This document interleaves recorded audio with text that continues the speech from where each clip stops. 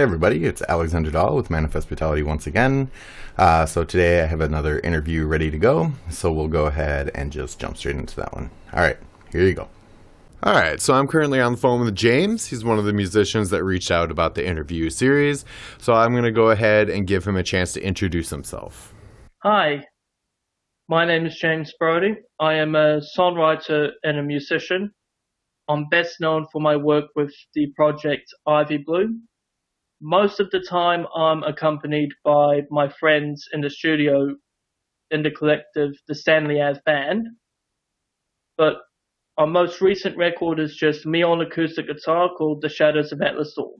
Awesome. So I always like to start at the beginning. So what was it about music that you first identified with and made you realize that that's what you wanted to have in your life?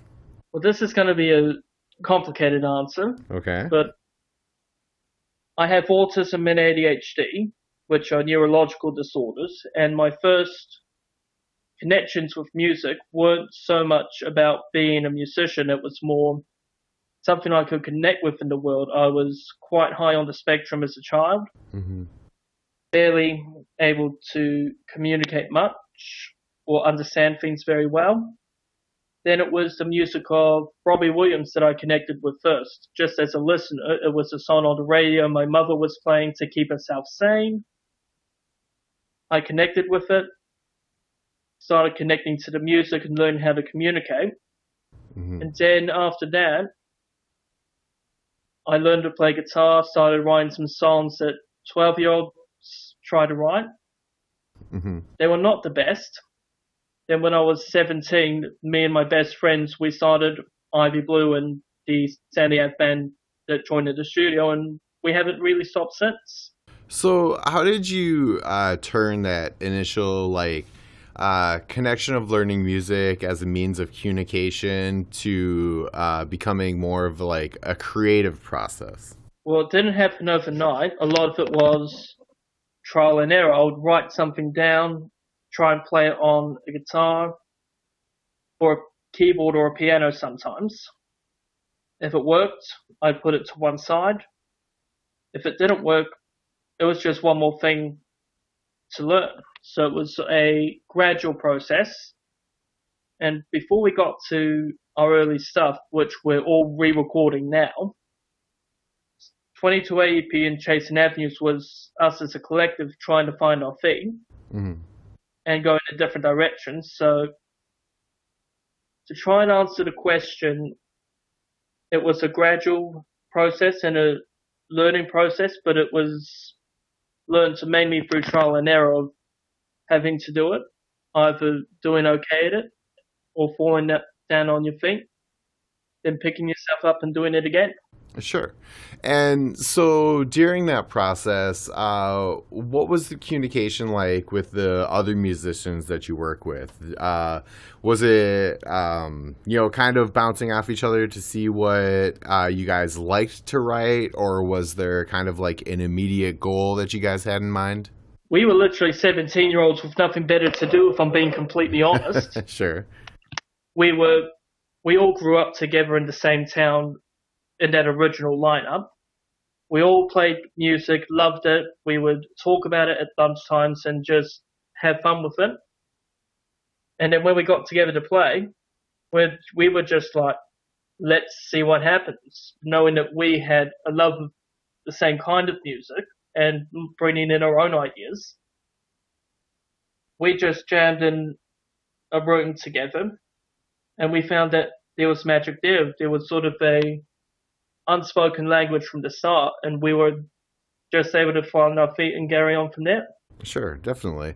So from that point of when you guys first started writing and identifying that you all kind of fit together really well, what was kind of the transitional process from first getting started to actually, okay, we're going to do this, we're going to put our effort into it, we're going to really see how far this can go? So as far as we can go, we've had the same thing since day one. If people want to hear us play, we will play. The transition from being 17-year-olds to being 24, nearly 25-year-olds now, there's no particular point where we've said, okay, we're taking this seriously. So we just continue to create. Each album we've ever done is one step in that journey. So an album's like a postcard. This is where we're at right now. Then when we put the next one out, that's where we are at that point. It's a gradual process, and we don't really take stock of, okay, this is when we start to really take it seriously, because we take it seriously every record anyway. And it's been like that since the day we got in. Definitely. So have you guys been able to get out and play live, or are you mainly just in the studio? I get out and play live with these solo and strip shows, and as soon as the pandemic is under control and the borders are open, I'll take that show overseas and hopefully to the US. But trying to get these guys to play a live show is like twisting the arm of a gorilla on steroids. Okay. It doesn't work out too good, but I would love to play some shows with the Stanley Ave Band. I've told them this a few times, but I've sort of had to back off for a bit. And if they come in and say, we want to do some shows over the summer, or let's find a way to do this, we'll hit the button and we'll do it. But right now, we're all re-recording our back catalogue and rediscovering that, because our masters got destroyed and we needed to do something about that. So it's fun to just rediscover what we were doing when we were 17. Yeah, for sure. And in a way, I could see that, kind of reinvigorating your drive for it. Yeah, it's very funny. As a musician, you're not really in the mood to look back on things you've done before. You're always looking at the next amazing thing to do on the list.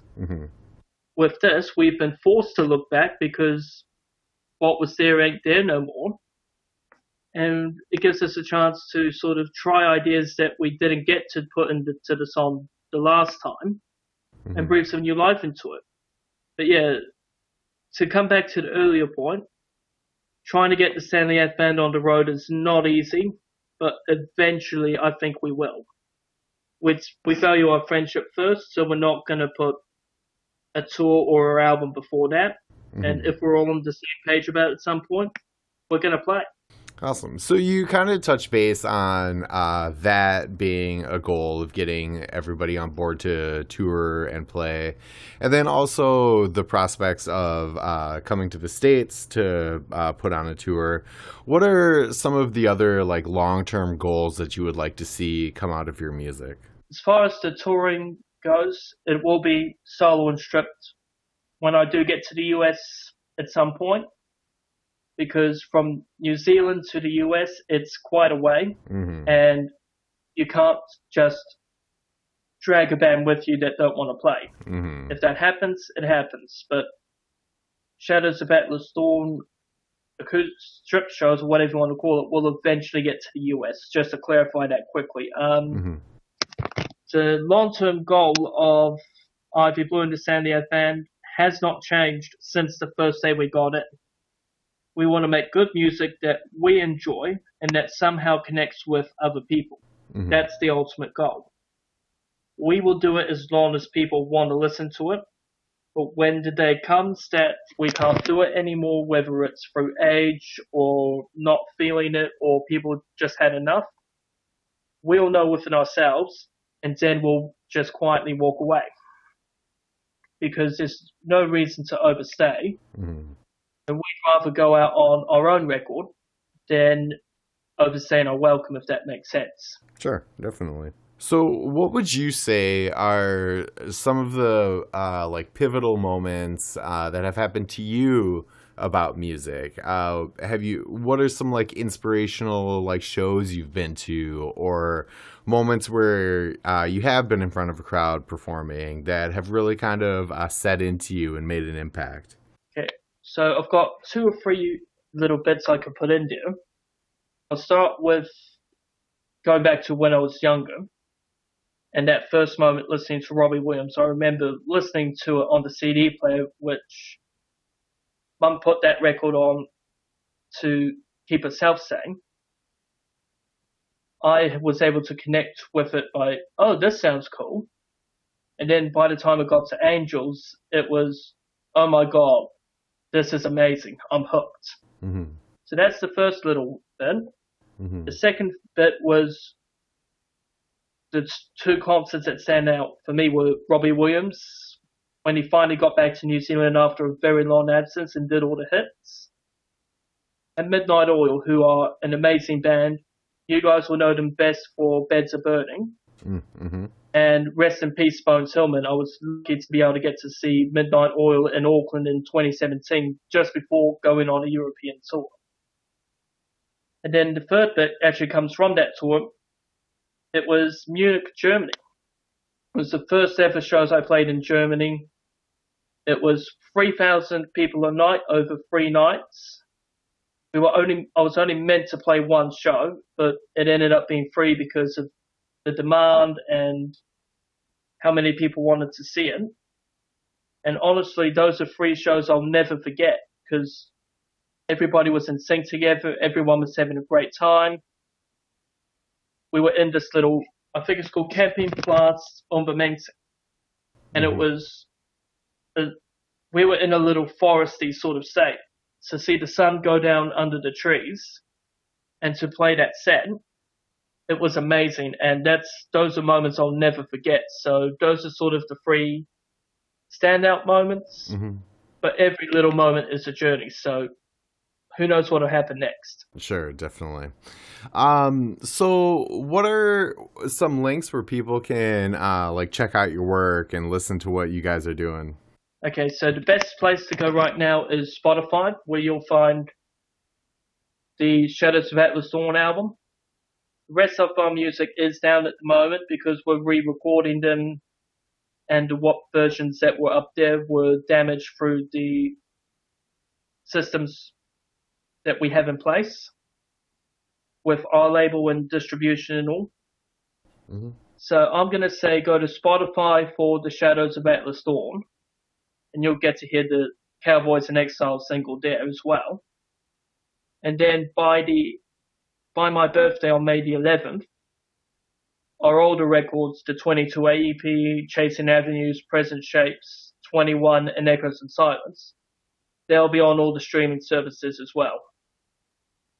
And if you go to ivybluebandnz.wix.com/ivyblueonline, Mm-hmm. that's the best place to keep in touch with us, and you can find our socials from there. Awesome. And so I always like to give the person that I'm interviewing the opportunity to put out a message. So like the last word, that something that you feel kind of resonates with like the overall voice of your project. So music is a journey. You're not always going to get it right. You're going to have some ups and downs on the roller coaster, but enjoy the journey and the adventure you're going on with your friends in that car, because you're in the same car, and it's going to be one hell of a ride. I've enjoyed playing with my friends all these years, and long may it continue until we can't do it anymore.